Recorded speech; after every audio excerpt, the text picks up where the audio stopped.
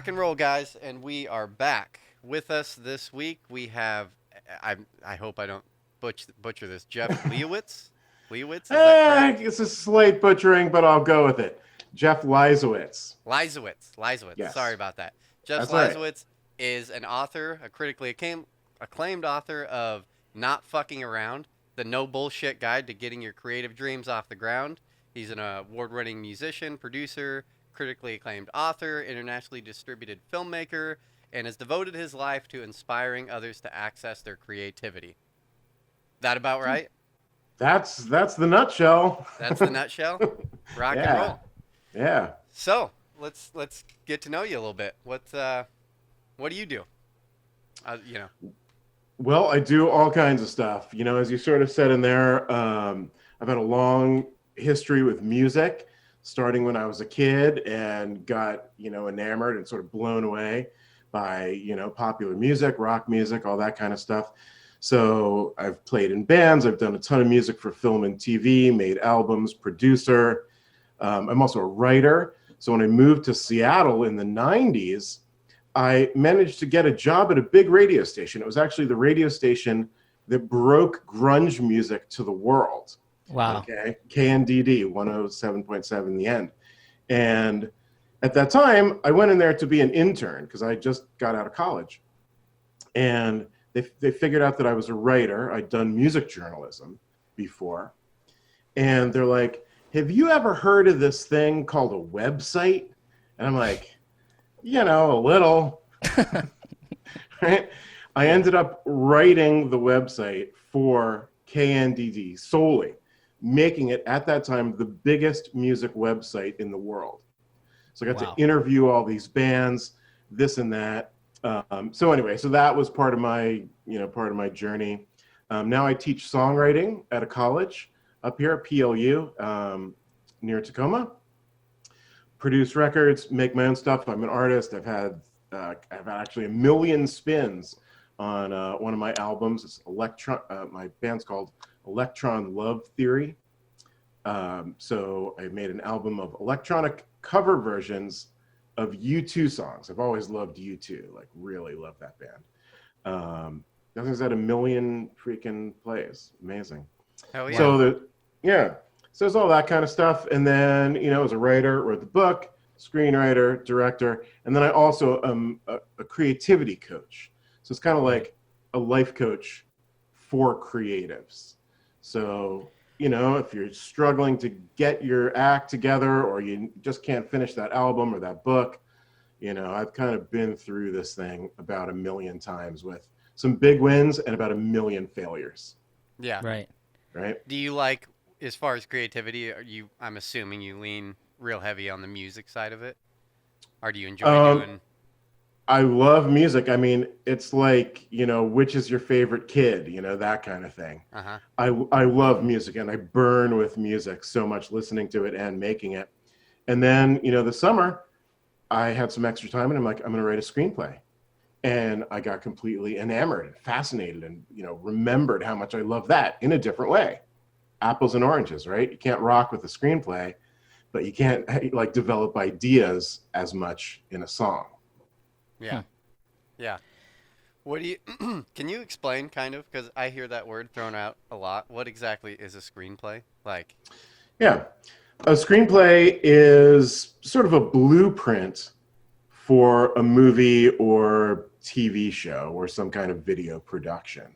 So it's essentially, it comes down to the action, what is actually happening, Jeff turns on the Zoom camera, right? Just like completely straight, no frills. And then it's the dialogue. And that's really all it is. And that just gives the director and the actors the blueprint, and they figure out the camera angles, they figure out how to say the lines, all that kind of stuff, where the explosions go, all that kind of thing. Heck yeah.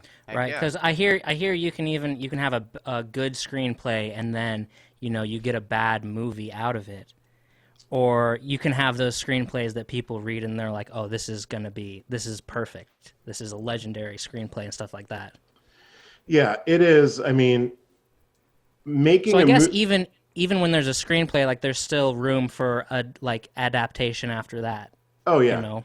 Yeah. So when you think about how a movie is made, there are sometimes hundreds, maybe even thousands of people involved if it's some big Hollywood special effects thing.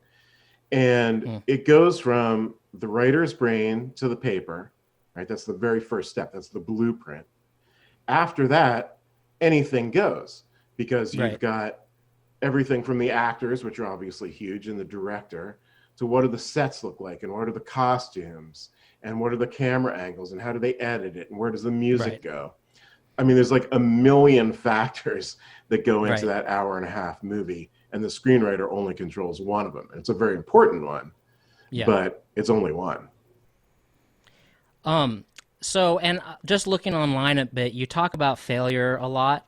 And I wanted to sort of throw it out there that, you know, for creative people, they'll probably relate to this a lot. A lot of times, like even with this show, after the show's done, I'm not always completely satisfied with it. And that feeling kind of dwells with me, like, oh, it could have been so much better, stuff like that. And then I think, you know, as the days to follow, I'm like, why do I do this to myself? It'd be so much easier if I just didn't do it at all. Like the people out there that aren't creatives creating stuff, I feel like they have it super easy. And the people who are creating are, you know, have to deal with being unsatisfied a lot. And are we just kind of like chasing the feeling of when you're actually really satisfied with something you created? I don't know. What are your thoughts? Yeah. So, first of all, I would say that the people who are not creative have different struggles, Sure. right? Yeah. People who are creative and have any degree of ambition, whether it's commercially or creatively, should have that feeling of how can I make this better, Right. right? It is not helpful to say, oh, I suck, Right. right? That's part of reinforcing an identity of yourself, which is not helpful, right? What is helpful is, hey, I made this radio show, and when I listen back to it, here are the errors. Here are the things Right. that I think could be better, right? Think about it, deconstruct it, and then next time, work on those pieces, right? Life and any creative project is an iterative process. You're always moving, hopefully, moving forward, making it Right. better. So here's a classic story with U2, you know, the band. Recently, last year or two, I heard this interview with Bono.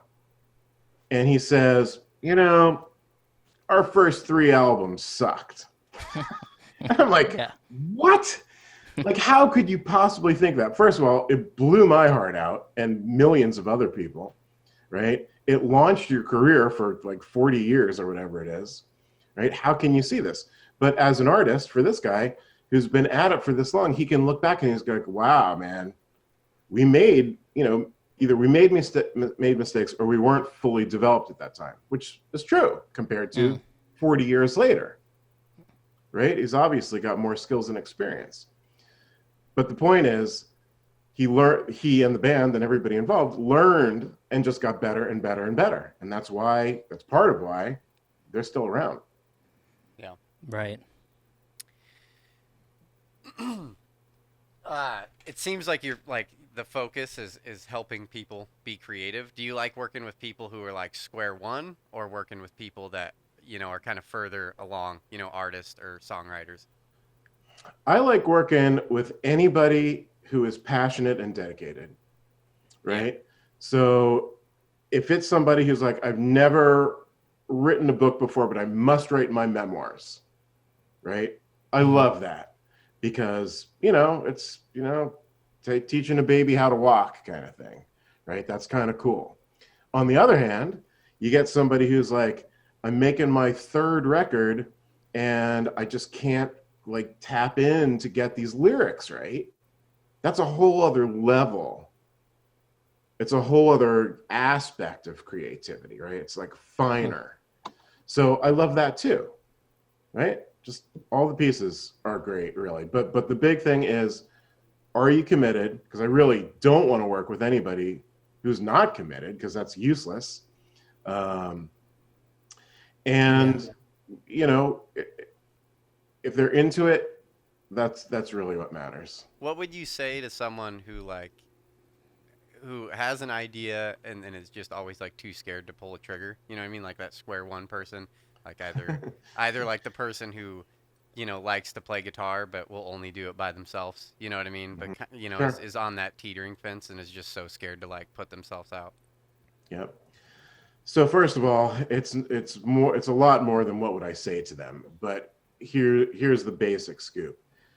I have practiced and continue to practice something called NLP. It stands for neuro linguistic repatterning. Okay, and it's basically a set of tools to hack into your subconscious to untangle various blocks and belief systems that may be holding you back from achieving anything, happiness or playing the guitar, or love stuff, like anything, right? So what you have to do, there's always a reason behind human behavior, right? There just is. So there's a reason why that guitar player is too scared to play for his friends or put out a song on Spotify or whatever. So what we would do is kind of take a look, assess where this person is, and then kind of go deeper into the unconscious. And in my practice, I use meditations, and we do all kinds of exercises as well as discussions. And we will find, the trigger point or the initial point where something happened, because something always happens that makes this guy, not want to do this. And often, almost always actually, it's subconscious, meaning if I ask him, so why are you scared to play, at the club or something? I'll be, I don't know, I don't feel like it. You're like, yeah, okay, bullshit. Yeah. Right? The reason is when you were 4 years old, you tried to sing a song for your mom and your mom wasn't paying attention or thought it sucked or something. Right. Right? And that just goes in there deep, potentially gets reinforced, and then, 30 years later, that's what you got. I played a lot of music. I'm in bands all the time. I'm a guitar player, Cool. singer, songwriter, and my theory is like I don't really, I don't know, I don't spend a lot of time like I guess trying to push other people into it, but when I do talk to people that are like creative people or whatever, that to me I'm like, dude, that step you're making, I like that being scared to do something. It's like my theory is always is like, dude, do it, because that jump is the best high you're ever going to get in your life. Those little scary moments, like getting up on stage when you can be so scared, but the more scared you are of something, it's like that. Well, that's what you need to be like. That's the gold spot right there. You know what I mean? Like pushing past that fear that's Absolutely. Totally agree. And I love your term, the gold spot.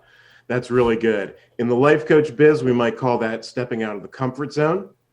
Right? We like to be comfortable inside what we know, and that's fine, unless there needs to be more. If you want more, you need to step on that stage. You need to get into that gold spot that should scare you. If it doesn't scare you, it doesn't even count.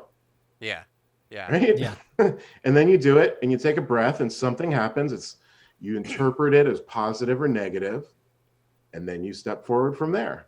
And by the way, the comfort zone expands. Once you're scared to death to step on that stage and you do it, the comfort zone expands so that now maybe you're okay to step on that stage. You do it 10 times, you're like, oh yeah, you step on that stage. You do it 1,000 times and you're like, yeah, it's just like, whatever, walking around the block. I get frustrated with people that I know that like a photographer or a music artist that take too long to put stuff out, and they take thousands of photos, thousands and thousands and thousands, and they don't share any of them. And I'm like, why don't you just commit to like one a day or one a week and like put stuff out more? Or like people who are trying to be artists and they take like years, like a year or more, and it's like I just don't. and that kind of frustrates me. Maybe I just want to see their finished product more because I enjoy it. And to do a podcast, you're talking like weekly or more. Like you got to go.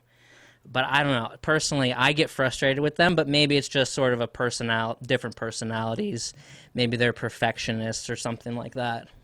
Yeah, absolutely. So respecting, other people's processes of getting to where they're going is totally legit. Who knows what they're dealing with.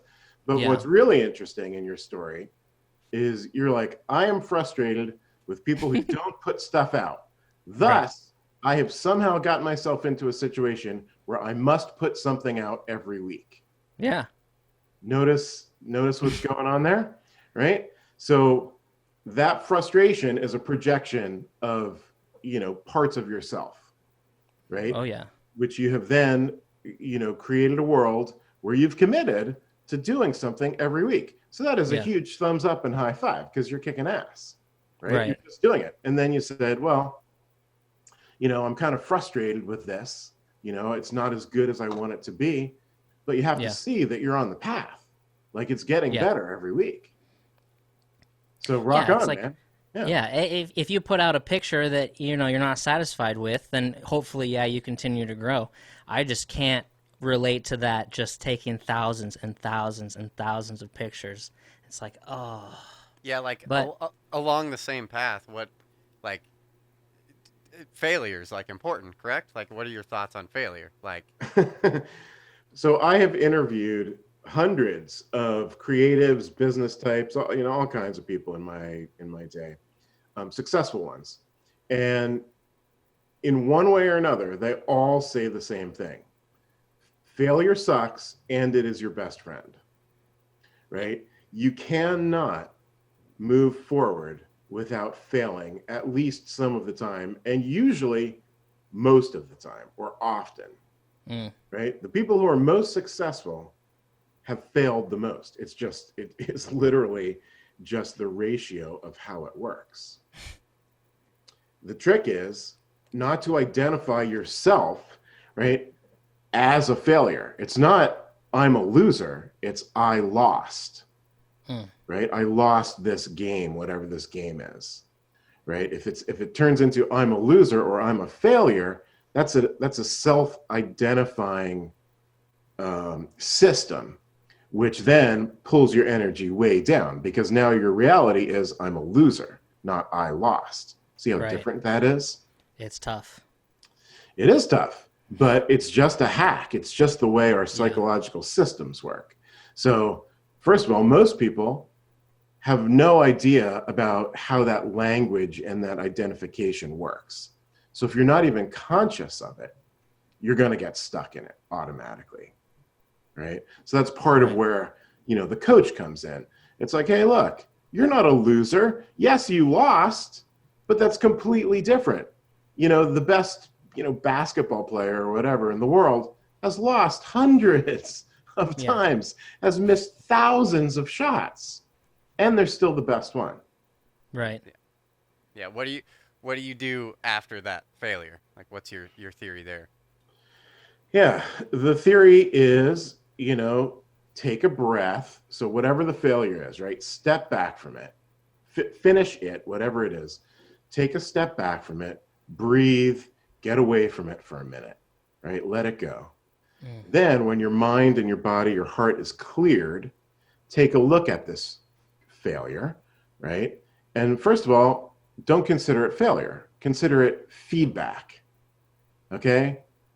It's not, I didn't get to my goal. It's like, these are ways in which I can get to my goal. Okay, when you do that, then you can start to process the things that are working and the things that are not working. You want to keep doing the things that are working, and you want to figure out how to change the things that are not working to be more in your favor. And again, it's an iterative process. So the more you do this whole loop, and the faster you do this whole loop, the faster you will get to your goal. So like your example of the photographer, part of what maybe drives you crazy and part of what isn't real effective in that strategy is if it takes the guy a month to put out one photo, there's no feedback loop in there. I mean, there is a feedback loop, but it's a month long instead of Right. a day, every day. Right? If he's getting valuable feedback through himself or others every day and paying halfway attention and doing something about it, he's going to be a much better photographer in a month than if he takes all month to pick one. That's a great point. What would you recommend for people that, are trying, first step trying to get their creativity off the ground? Well, if they want to, they can call me and have a complimentary session, and I can tell them what's up. There you go. But, as ridiculous as this sounds, it is literally just, and Nike sort of made $1 billion on this one. Just do it. Right? You just do it. You're scared? Good. You're scared. Do it. Develop your skills. Try, fail, put yourself out, take lessons, learn.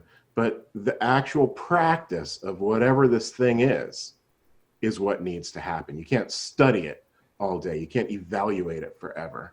You just have to do it, put it out, learn, grow, do it again. Awesome. Well, thank you very much. You want to plug anything where people can find you? If they're in Seattle, sure. I'm assuming you might do something over Zoom or something like that. Oh, yeah. I've got clients all over the world. So you can go to my website, jeffleisawitz.com. Hopefully you guys can put that in your show notes or something. Oh, yeah. Right? I do 15-minute complimentary sessions with anyone who would like that. And I can dig in a little bit more with individuals and see, in that brief time, if it's a good fit and, take it from there. That's Rock awesome. and roll. Yeah. Well, thank you very much, man. Thank you. Thanks a lot for having me. Yeah. Well, have a good day, man. Okay, you too. Catch you later.